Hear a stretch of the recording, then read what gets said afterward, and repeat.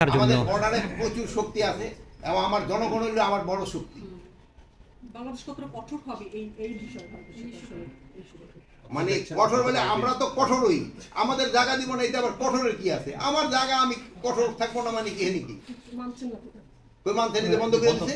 আমাদের যে কাটাতার তো দিচ্ছে, তারা বিভিন্ন জায়গায় তো সমস্যা করার চেষ্টা করবে, বাট আমরা যেভাবে চলে বলে কৌশলে যেভাবে এই সমস্যা সমাধান মাননীয় উপদেষ্টা একটা ছিটমহল নিয়ে যে একটা ইয়ে হয়েছে মধ্যে যে সীমানা নির্ধারণ এবং উভয় দেশের সীমান্ত রক্ষী বাহিনীর সাথে আমাদের এই পর্যন্ত টোটাল 4টা আন্ডারস্ট্যান্ডিং এর আমাদের একটা সমঝোতা স্বাক্ষর হয়েছে। এই স্বাক্ষরগুলির ভিতরে একটা প্রথম ছিল যে 1975 সালের যে 150 গজের ভিতরে কেউ কোনো প্রতিরক্ষা সামর্থ্য মানে ডিফেন্স পোটেনশিয়ালিটি আছে এই সব জিনিস কেউ করতে পারবে না। 2 নাম্বার ছিল তো শূন্য লাইনের থেকে 150 গজের ভিতরে কোনো উন্নয়নমূলক কাজ করতে গেলে একে অপরের থেকে সম্মতি নিতে হবে, কোনো সম্মতি ছাড়া তারা এই কাজটা করতে পারবে না। 3 নম্বরে ছিল ভারত কর্তৃপক্ষ বাংলাদেশ ও ভারতের মধ্যে বিদ্যমান 4156 কিলোমিটার সীমান্তের ভিতরে 3271 কিলোমিটার স্থানে তারা অলরেডি কাঁটাতারে বেড়া দিয়ে ফেলছে। বাকি রয়েছে হলো 8885। আবার বলছি 4156 কিলোমিটার সীমান্তের ভিতরে 3271 কিলোমিটার স্থানে তারা কাঁটাতারে বেড়া দেওয়া সম্পন্ন করছে। বাকি আছে 8885। এখন থেকে আমাদের এখানে এই বিগত সরকারের আমলে 2010 সাল থেকে 2023 সালের ভিতরে এরা কতগুলি অসম কাজ যেটা মানে ইন্ডিয়ার করা উচিত হয় নাই, বাট আমাদের এই আগের সরকার তাদেরকে কতগুলি একটা সুযোগ দিয়েছে।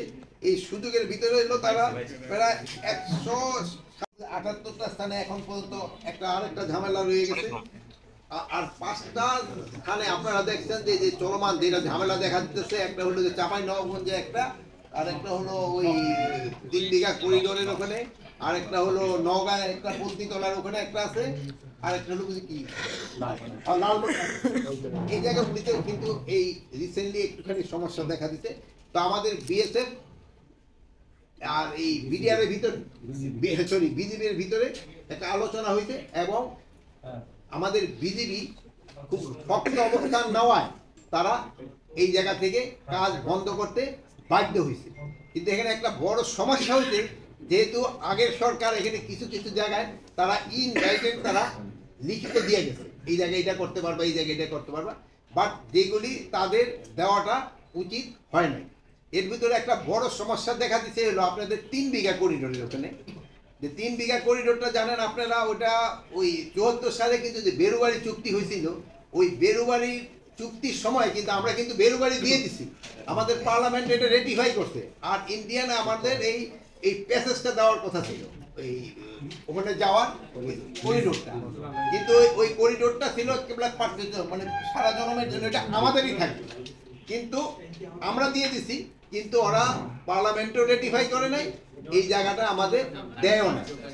এরা করছে নাকি এটা মাঝে মাঝে করে, আগে ছিল 1 ঘন্টা খুলতো 1 ঘন্টা বন্ধ করতো, তারপরে একবার 6 ঘন্টা খুলতো 6 ঘন্টা বন্ধ করতো, তারপরে রাত্রে পুরাটাই বন্ধ থাকতো। পরে লাস্টে কল এরা 2010 সালে একটা চুক্তি করা হয়, এটা বলা হয় যে এটা পুরাটা আমরা সবসময় 24 ঘন্টা খোলা থাকবে, ইউজ করতে পারবো।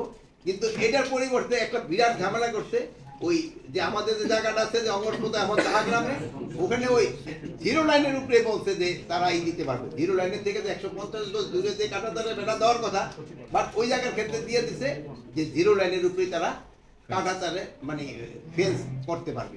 এই জন্য এখানে একটা বড় ধরনের সমস্যা হচ্ছে, এখানে ওখানে ফেন্স করতে গেলে আমরা বাধা দেয়, বাট লিগেলি আমাকে বাধা দেওয়ার নাই, যেহেতু আমরা অলরেডি এটা এখানে সিগনেচারি আমরা সাইন করছি। এখন এখানে 2 ধরনের সমস্যা, যদি আমরা ওখানে বেশি দিলে তোরা আবার ওই প্রবেশের ক্ষেত্রে একটা ঝামেলা করে।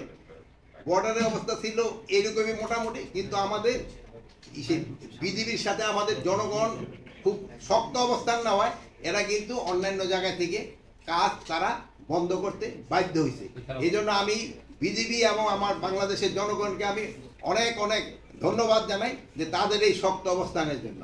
প্লাস আমি আপনাদের মাধ্যমে ওই জায়গায় যারা সাংবাদিক আছে তাদেরও ধন্যবাদ জানাই, তারা এই জিনিসটা কিন্তু ভালোভাবে ফুটাই উঠিয়েছে যে এইটা আমাদের বিজিবি এবং আমার জনগণ খুব ভালোভাবে এটা করছেন এবং আমাদের সাংবাদিকরাও কিন্তু এতে আমাদের পূর্ণ সহযোগিতা করছে। এইটাই ছিল আজকে ইসের মেইন আলোচনা। আর অন্যান্য আইন শৃঙ্খলা এগুলি তার করতে যায় নাই, এতদিন তো তারা এই যে আন্ডারস্ট্যান্ডিংটা হয়েছে এটা তো তারা কাজ করতে যায় নাই, এরা দিন কোনো এখানে কিছু করেনি। এই জন্য তো আমরা ভাবছিলাম তারা আর করবে না, হয়তো যে একটা ইন্ডিভিজুয়াল একটা সুবিধা নিচ্ছে সুবিধাটা আর নিব না। এখন কি আপনাদের দুই দেশের ইয়েতে আবার শুরু হবে না, এটা ঠিক হয়ে যাবে আপনি মনে করছেন? আমাদের এই যে একটা ভিজিট আছে নেক্সট মিটিং এ এটা নিয়ে আলোচনা হবে এবং আলোচনা করে এটা আমরা ফেব্রুয়ারিতে আমরা এটা যেন ওইটা হয়। মানে আপনারা এই কাজগুলো করতে দিবেন কিনা, কারণ আপনি যে এই বলছিলেন যে কাজটা করতে দিব না,